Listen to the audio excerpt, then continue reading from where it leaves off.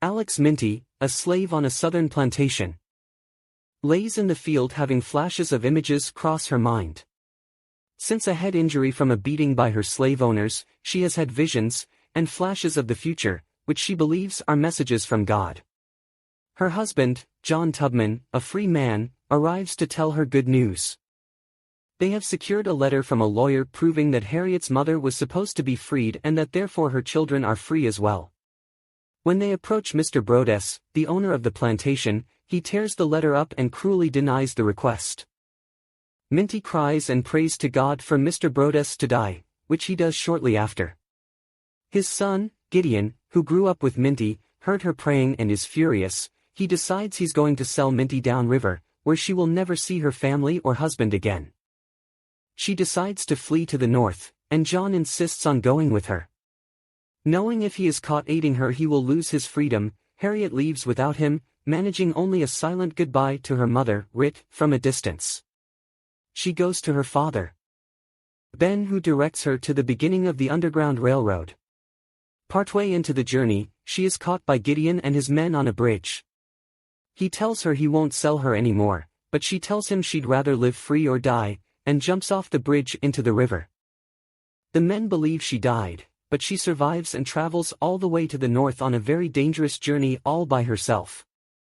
Once she arrives she meets with William Still, of the Pennsylvania Anti-Slavery Society, who helps organize the Underground Railroad. He helps Minty get settled in her life as a free woman, and has her pick out a new name, Harriet, her mother's middle name, and Tubman, her husband's last name. He introduces her to Marie Buchanan, who owns and runs a living space for the freed. Marie grows fond of Harriet and the two form a friendship. 1 year later, Harriet has sent word to her husband and family that she's alive, but has not heard anything back. She tells William that she needs to go back to get her husband, but he insists it's too dangerous. She persists. And Mare and William help her get prepared to return to the South using fake papers. Meanwhile, Gideon and his mother Eliza are in a state of disarray, with the plantation not making as much money as it should. They've decided to sell several of Harriet's brothers to make ends meet. When Harriet finally makes it to John, he tells her that when he thought she was dead he remarried and is now expecting a child with his new wife. Harriet is disgusted and betrayed, but John points out that she's the one that left him. Devastated, Harriet goes to her father and wonders why God sent her back there, but then her father tells her that her brothers are being sold and they need to flee north. Harriet realizes this is why she came back, not for her husband, but to help her family. Harriet decides to lead her brothers and some others back through the Underground Railroad. She wants to take her sister, but her sister is too scared to flee and has stayed at the Brodess compound. Harriet's mother has been freed and is now staying with her father. But he says he won't leave while any of his children are still there. Walter, a young black man, spots Harriet and her crew and reports back to Gideon about their whereabouts in exchange for money. He also brings along Abraham, a violent man who, though black, is known for catching runaway slaves. They track Harriet and her group. In the dead of night, they are headed towards the bridge. But Harriet has a vision of the men at the bridge, so instead she wades into the river.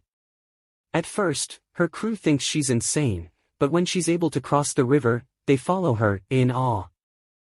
Walter witnessed this and decides to lie and not tell Gideon where they went. Harriet successfully gets her group north, and becomes one of the most successful conductors on the Underground Railroad, going back and forth bringing multiple groups north. In the South, the angry plantation crew complains of the mysterious Moses, who is helping their slaves escape. They believe him to be a white abolitionist. Harriet receives word from her father that her sister has died, and is devastated. She tells William that they failed her. She meets other abolitionists and gives an impassioned speech on why they must keep fighting. Sometime later, the Fugitive Slave Act is enacted, which allows Southerners to come to the North and recapture slaves who are already free. William tries to get Harriet on the ship with all the freed slaves that are headed to Canada, but Harriet goes back to say goodbye to Marie, only to find Gideon and Abraham beating her for Harriet's location. Marie sees Harriet and notions for her to get out, saying her job is more important than all of them. They leave, but not before Abraham kills Marie, devastating Harriet. Harriet is living in Canada when she has a vision of her father in danger. She decides to once again go back to the South. She finds her father and tells him that he is about to be arrested for assisting slaves escaping, so he and Rit, who is shocked to see Harriet alive and well, decide to go. First, Harriet decides she must rescue her deceased sister's daughter, who is still living in the Broaddus house. During the evening, Gideon and Eliza meet with angry debtors who say they are owed money, but Gideon and Eliza insist that it is all Moses' fault for stealing all their slaves. While they are out, Harriet enters their home, holds the children at gunpoint, and ties them up, allowing her to leave with her niece. Harriet has a group of slaves in addition to her family that she leads out of the South. Gideon and Abraham track them down, and Harriet has Walter continue to take them to freedom while she stays behind and lets them chase after her. Gideon demands Harriet be taken alive, but when Abraham angrily tries to shoot her, Gideon shoots him in the head. Harriet is able to get the drop on Gideon, shooting him in the hand. She has him on his knees at gunpoint, but rather than kill him, tells him he's going to die on the Civil War battlefield. She tells him God did not intend people to own people, and triumphantly steals his horse and rides off. 2 years into the Civil War, Harriet leads a raid that frees 750 slaves.